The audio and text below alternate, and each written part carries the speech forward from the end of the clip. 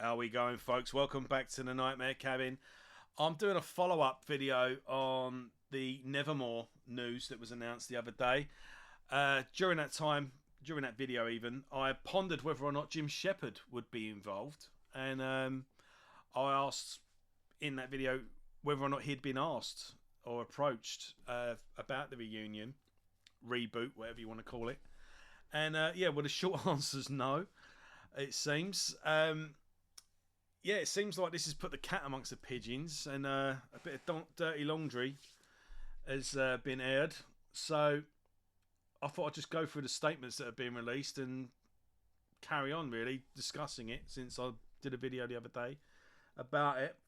And I didn't set this up to be a gossip channel, but here we are. So Jim's wife, Priscilla Shepherd, posted on Facebook the other day. Since I have been receiving a few messages from Jim's fans regarding a post Van Williams made on social media, I feel the need to respond to you with an update.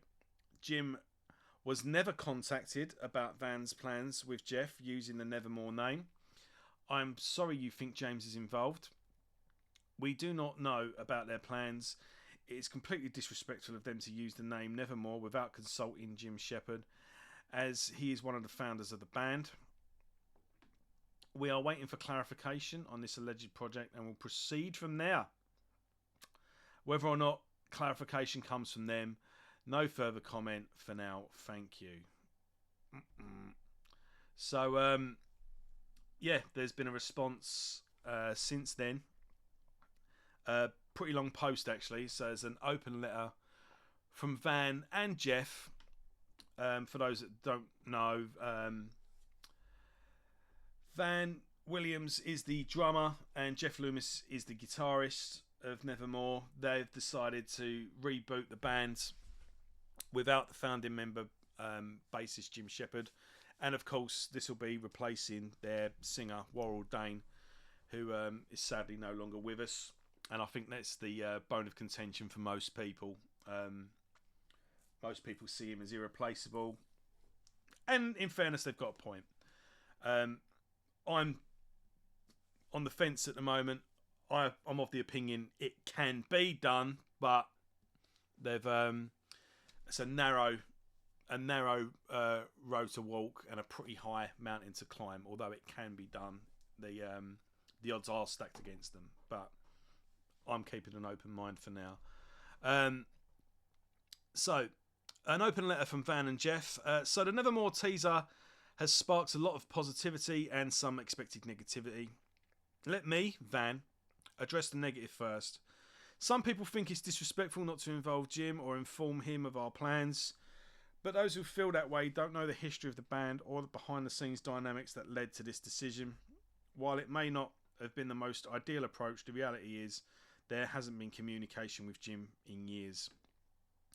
We felt that sometimes, for the sake of a fresh start, it's necessary to move on from relationships that may no longer be conducive to growth or new beginnings. We made this decision with the intention of honouring the legacy of the band while moving forward in a way that felt right for us at the time. That said, we wish him good health, and he is free to pursue whatever path he chooses. Without going into too much detail, I'll just say respect goes both ways, and certain things became irreconcilable. Irreconcilable? Have I said that right? Irreconcilable over time for us. At this point in my life, I don't feel I need to explain myself further on this. So take from that what you will. Anyway, as for why I'm revisiting Nevermore, it's simple. This band has always been my dream. Fair enough. To find a group of guys to be in a band with and travel the world and create music. After auditioning to the moment I was asked to join, it was a whirlwind of music, art, creativity, adventure, fun and camaraderie. Yeah, because Van wasn't... Yeah, well, I think he's on the first album, but the first album had two drummers on it. The first album was basically two demos just stuck together. Hence there being two drummers on that album. But yeah, obviously Van is the second drummer on that and then stayed in the band ever since. Anyway, I digress as I normally do. Where are we? Camaraderie. Over the years, we made incredible music and amazing memories together. But as time went on, things spiraled out of control. Trust, respect, and the joy of it all started to disappear. I always compare it to an analogy like having a cake and eating it too, but in our case, it turned into having a cake covered in shit frosting. You want to eat it, but it's covered in shit. The final breaking point came during the last leg of our European tour with Symphony X, after which it was clear we couldn't continue as we were. After years of us building the best band we could for ourselves, we couldn't get on the same page to fix it. Jeff and I went one way, Worrell and Jim went another. There was no reconciliation. Worrell went to Brazil and Jim retired to Alaska, and years passed without contact. During this time, my personal life took a devastating turn when my wife was diagnosed with ovarian cancer. We did everything to create a sense of normalcy for our little boy, and we did our best to make her comfortable. Worrell would occasionally call from Brazil, and while we exchanged kind words during those calls, it didn't erase the past, and I can tell that certain things haven't changed. Dawn passed in 2020, and her loss crushed me and my boy, and we feel that loss still to this day. I personally feel like I am starting to come out of a coma, and truth be told, and thank God, I'm finally seeing the light and grateful for who and what I still have in my life. I'll never be able to express the gratitude I feel for my family, close friends, and fans who helped me and my family through those dark days. So thank you all very much for helping me get through the toughest times. And that explains something, actually, because I did wonder to myself. He was in the band Ghost Ship Octavius, which I've not heard much of, to be honest, but I do know he did a really good band, Ashes of Aries, with Matt Barlow from Iced Earth. That was a good album, actually. So yeah, let's get into it. Thank you very much for helping me get through the toughest times. Through it all, Jeff remained one of my strongest supporters, and our bond deepened. Over time, we both missed the joy of creating and performing together. Nevermore was part of that joy, something I'm tremendously proud of. For those calling this a money grab, I have to disagree. Most musicians don't do this for the money. We have spent countless hours through the years sweating, rehearsing, performing, recording simply because we love it. This is what we chose to do in life because we've always loved it. This is what drives us, the passion for music, the connection with fans, and the creative process. If money comes from that, great, but it has never been the focus, and we also have bills to pay. Like, yeah, exactly. I mean, Nevermore were never an arena filling band, as much as they should have been. I mean, in this country alone, they never played anywhere bigger than the Underworld, and I don't even know if they headlined that. So, although the catalogue may have built in terms of value since then, but yeah, you know, everyone needs to be paid and everyone needs to eat, but yeah, simply as a money grab, I think is a bit cynical, I must say. Anyway, so here we are. Jeff and I want to honour Nevermore's legacy by finding musicians who can respect what Worrell and Jim brought to the band while helping us build a new chapter. And this isn't about replacing Worrell, no one can. But it's about finding someone who can honour his work while contributing something new. We want to give fans a chance to come together, celebrate the music and sing those incredible lyrics again, and hopefully we can create new music that stands alongside the classics. Well, you know, fingers crossed, mate, but yeah. I wish the situation with Jim was different, but the past has brought us here. I am personally focusing on positivity and positive people, and will refuse to get tangled in the negativity of the past. If Jeff and I can find the right vocalists, musicians who respect the legacy, want to help us move forward. Musicians who respect the legacy and want to move forward with us, then this new chapter can be something truly special for all who choose to come along with us. This isn't going to be a cover band or a tribute band. It's going to be the next evolution chapter of a band determined to pick up the flag and carry on this thing we call Nevermore. I look forward to seeing you all soon. So, or seeing you all again even.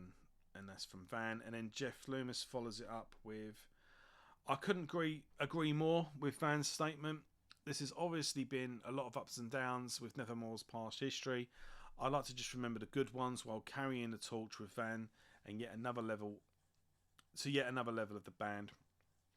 My heart has always been in it for the music, touring and performing.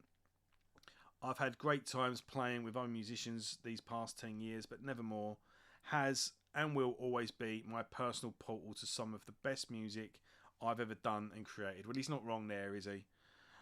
No one can replace Warrell Dane. Bottom line, with his interesting melodies and charisma on stage, he was a force and was a huge part of the band, both lyrically and spiritually. With that being said, we aren't looking for a Warrell Dane clone. We are looking for someone that can carry the older Nevermore tunes in his vocal style, and someone who can add something new and refreshing to the next chapter of the band. Obviously, this won't be the easiest thing to do. Well, yeah. And with all this being said, we are going on a world search seeking two extraordinary musicians, one main lead vocalist and one bass player to join the fold and help carry out our legacy forward. We have filled the position of a second guitarist. My money's on Steve Smythe there. Went on to join Forbidden, and he's since left. So I'm thinking he's coming back on board for that. However, yeah, but one more on a bit of that. Sorry, more on that a bit later in another update. Vocalist auditions. Nevermore is known for its intense emotional renaissance. Obviously, this came through Warrell's unique vocal range. We are looking for a vocalist who can deliver a wide range of tones and emotions with mastery and authenticity, dynamic range capable of singing high notes and resonant lows, blending power and vulnerability as the song demands, expressive depth beyond technical skill. We're looking for someone who can incorporate the raw emotion and haunting themes that define Nevermore's music. Stage presence. We need someone who works well with an audience and embodies the intensity of the music in a live setting. Bassist audition. We are looking for a rock solid player who understands how to create depth and drive in Nevermore's arrangements, precision, groove, and the ability to lock in tight. With Van, I've lost my place. It is a huge plus. If you can contribute backing vocals, that would be great as well. Someone who can keep the rhythm section as tight as we ask. What we are looking for in both roles: positive attitude. We want individuals who bring good energy in a band dynamic. We're seeking people who can maintain focus, professionalism. It goes on and on. We extensive worldwide touring with active and current passport. Preferably someone without a criminal record, I would have thought as well. Willingness to work together, creatively support. How to audition. Singers, submit a video of yourself singing the song Born or Sentient 6 from this Godless Endeavour album. Feel free to sing the whole song or as much of the song as you want. Please include full verse and chorus of each song. Also include a brief introduction about your background, influences and what you want to bring to the band. We encourage you to demonstrate everything to your best potential. Bassists, play the songs Enemies of Reality and Inside Four Walls while standing up, focusing on tightness, technique and feel. Send us private YouTube link to this audition is like a thing. Along with Van, I'm excited to hear from you. Thank you again, fans all over the world, for your kindness and support. Here's to an incredible 2025. Right, they haven't even found people yet. They've not even held auditions. Like, I think they've announced it a bit quick, haven't they? Do you not think they put that teaser out and they haven't even held auditions yet? What if they don't find anyone? Like, talk about it falling flat on its face before it's. They should have been doing this in secret and then right teaser, then bang, new lineup unveiled. There you go. Fill your boots. Take it or leave it. This is happening with or without you. And yeah, here it is. And then everyone can go, oh look, it's him. Yeah, you know. And if with the right guy, it could have been. It was the same with Finn Lizzy, with Wiki Warwick. You could have gone, oh, you know, I feel funny that they're replacing Worrell, but he is a good singer. He would do a good job, and then people would be one round, you know. And I don't know. It all feels a bit. What's the word? I can't think of the word, but you know what I mean. Yeah, and I don't know. Look, it's easy for someone like me to go, oh, you could have done this or could have done that, but I'm not. I don't know what's gone on between them. But I think they could have at least run it by the guy, because what other sort of reaction would they be expecting? You know, even if they just went, look, you're not.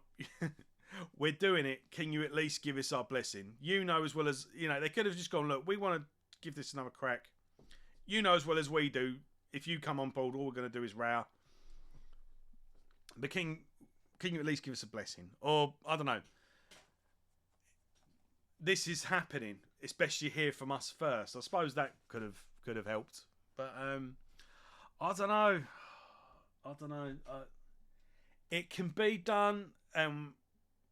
When this album eventually comes out, I'll give it a fair hearing, and I'll be the first to praise it. But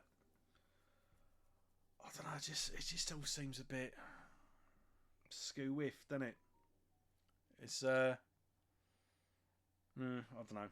What do you think? Let me know in the comments, and